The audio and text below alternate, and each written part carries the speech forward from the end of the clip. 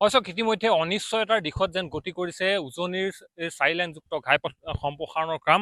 যিহেতু উজনিৰ একমাত্ৰ আয়ুস ৰেখা বুলি যি কোৱা হয়, ইতিমধ্যে সেই চাৰিলেনযুক্ত ঘাইপথৰ কাম ইতিমধ্যে 2014 চনতে আৰম্ভ হৈছিল। আমি ইতিমধ্যে পূৰ্বে বহু ইয়াৰ ওপৰত বাতৰি কৰি গৈছোঁ। কিন্তু এই মুহূৰ্তত এটা অতি তাৎপৰ্যপূৰ্ণ খবৰ আহিছে যে ইটোৰ পাছত সিটোৰ আচলতে ৰাষ্ট্ৰীয় ঘাইপথ প্ৰাধিকৰণে এই পথ নিৰ্মাণৰ কাৰণে ইটোৰ পাছত সিটো আচলতে যি কোম্পানী কাপোৰ সলোৱাৰ যি বাতৰি, সেই বাতৰি বহুবাৰ আমি প্ৰকাশ কৰি আহিছোঁ। কিন্তু অতি গুৰুত্বপূৰ্ণ কথাটো হৈছে বৰ্তমান যিটো কোম্পানী আচলতে ইয়াত কাম কৰি আছিল, যি নিৰ্মাণৰ কাম চলাই আছিল, যে সুইটি কনষ্ট্ৰাকশ্যন নামৰ যিটো কোম্পানী, আমাৰ হাতত থকা খবৰ অনুসৰি ইতিমধ্যে সেই কোম্পানীও কিন্তু ইয়াৰ পৰা কামৰ অব্যাহতি ল'ব বিচাৰিছে। আৰু কামৰ অব্যাহতি লোৱাৰ লগে লগেই কিন্তু অনিশ্চয়তা আহিব যে অনাগত সময়ছোৱাত কেনেধৰণে আচলতে ইয়াৰ নিৰ্মাণৰ কাম আগবাঢ়িব। কিয়নো অতি ভয়াৱহ ৰূপত আচলতে বৰ্তমান যি চাৰিলেনযুক্ত বা ৰাষ্ট্ৰীয় ঘাইপথ 37 নং ৰাষ্ট্ৰীয় ঘাইপথৰ বিশেষকৈ যোৰহাটৰ পৰা জাজিলৈকে এই অংশটো অতি ভয়াৱহ ৰূপ ধাৰণ কৰিছে। একাংশ লোক আছে, কিছু কথা মই জানিব বিচাৰিম, নেতৃত্ব আছে, কিছু কথা জানিব বিচাৰিম। কি ক'ব আচলতে এই যিটো এতিয়া খবৰ ইতিমধ্যে আহিছে, কিন্তু বিগত এটা মাহৰ এই মাহতে আচলতে মুখ্যমন্ত্ৰীজনে টিয়কতে আহি কৈ থৈ গৈছে লাচিত মৈদামতে যে এইটোৱে হয়তো সম্ভৱতঃ শেষ বাৰিষা ঘাইপথ হ'ব।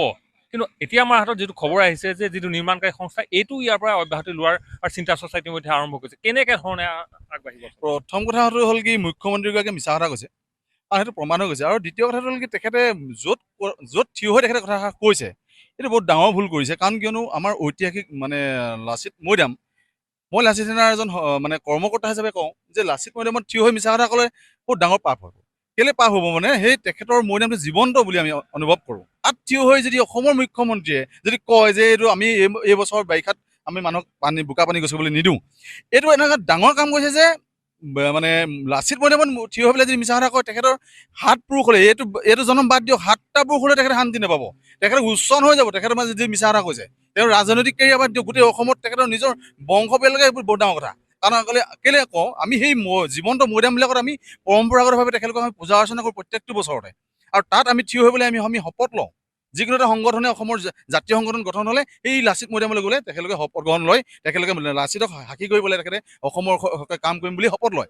তেনে ঐতিহাসিক জেগাত, তেনে পুৰাতাত্ত্বিক জেগাত, তেনে এটা আধ্যাত্মিক জেগাত যদি অসমৰ মুখ্যমন্ত্ৰী যদি মিছা কথা কয়, তেতিয়াহ'লে তেখেতৰ ভৱিষ্যত কোন দিশাই গৈ আছে অসমৰ ৰাইজে নিৰূপণ কৰিব আৰু জানিব ভৱিষ্যতলৈ। আৰু দ্বিতীয় কথা হ'ল তাত যিটো সাহস খাব, এইটো 7 পুৰুষৰো কিন্তু শান্তি নাপাব। এইকাৰণে কৈছোঁ যে এই ৰাস্তাটো বনোৱাৰ ক্ষেত্ৰত সৰ্বানন্দ সোণোৱালৰ পৰা আদি কৰি হিমন্ত বিশ্ব শৰ্মালৈকে দুয়োগৰাকী মুখ্যমন্ত্ৰী মিছাই মাতি আহি আছে। আৰু ইমান ঠগ আৰু প্ৰবঞ্চনা কৰিছে ৰাইজক যে প্ৰত্যেকটো বাৰতে কয় কি এইটো ৰাস্তাটো এই বছৰত কমপ্লিট হ'ব। কেনেকৈ কমপ্লিট হ'ব? যিটো ড্ৰয়িং এষ্টিমেট বনাই আনিছে এইটো চাওক, ড্ৰেইনটো আপোনাৰ এই ৰাস্তাটোতকৈ তলত, এই ড্ৰয়িংটো হ'ব লাগিছিল 3 ফুট ওখত। কাৰণ সৌ পুলটোৰ লগত যদি ৰাস্তাটো বনাবলৈ হয়, এই ৰাস্তাটো কমেও ইয়াৰ পৰা 6 ফুট 7 ফুট ওখ হ'ব লাগিব। এইটো সাধাৰণ কথা, ইয়াত তোমাৰ ইঞ্জিনিয়াৰ কথা ক'বলগীয়া কথা নাই। এই ড্ৰেইনটো পানী যাবনে নাযায়, ড্ৰেইনটোৱে সেই কথা আমি সৰু মানুহবিলাকো গম পাওঁ। গতিকে ইয়াত মুখ্যমন্ত্ৰীয়ে নিজে তদাৰক কৰিবলৈ চাব লাগিছে। যদিহে প্ৰকৃততে জনসাধাৰণৰ কাৰণে কাম কৰিছে, তেতিয়াহ'লে তেখেতে চাব লাগিছিলে যে এই ড্ৰেইনবিলাক সচৰাচৰভাৱে বৈজ্ঞানিক ভিত্তিত হৈছে নে নাই হোৱা, আৰু ৰাইজৰ কাৰণে সুবিধাজনক হৈছে নে নাই হোৱা। ধন্যবাদ জনাইছোঁ। আৰু নিশ্চিতভাৱে অতি গুৰুত্বপূৰ্ণ প্ৰসংগ এই মুহূৰ্তত আহিছে। যিহেতু মই এটা কথা বাৰম্বাৰ কৈ আছোঁ যে কাপোৰ সলোৱা কোম্পানী সলাইছে। 2014 চনৰ পৰা আজি তাৰিখলৈকে উজনিৰ এইছোৱা পথ আচলতে নিৰ্মাণ কৰাৰ ক্ষেত্ৰত আইচলেক্স নামৰ এটা কোম্পানী আহিল।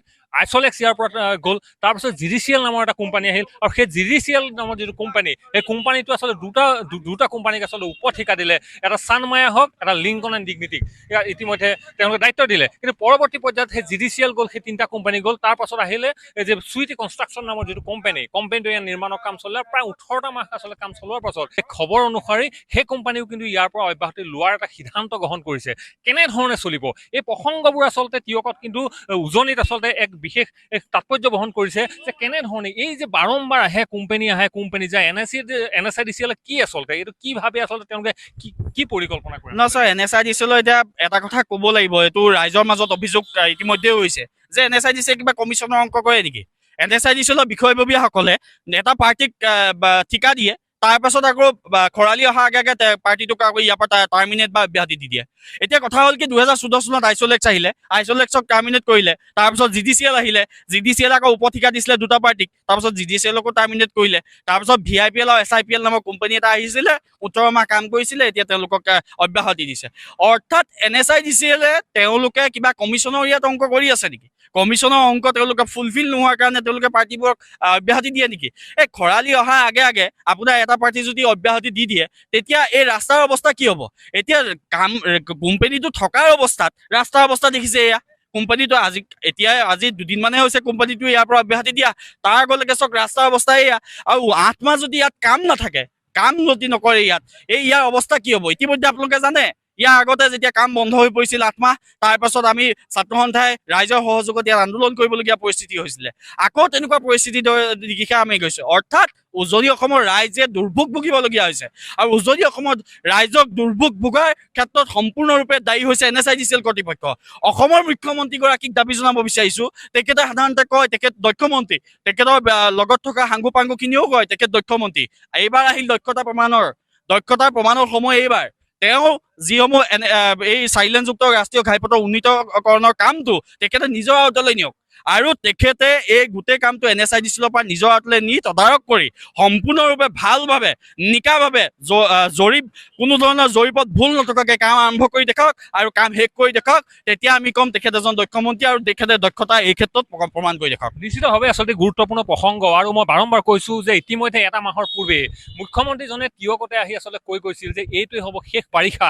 তেনেস্থলত আচলতে ইটোৰ পাছত সিটো কোম্পানী এনেধৰণে ইয়াৰ পৰা যাব লগা হোৱাৰ পাছত অনিশ্চয়তা আহিছে যে প্ৰকৃততে কাম কেতিয়া সম্পূৰ্ণ হ'ব।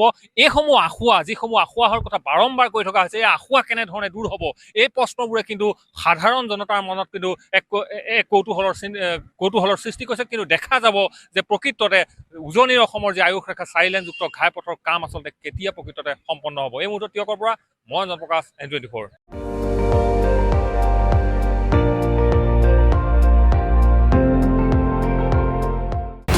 আপুনি চাই আছে ND24, সৰ্বশ্ৰেষ্ঠ নহয় সৰ্বোত্তমৰ দৌৰত।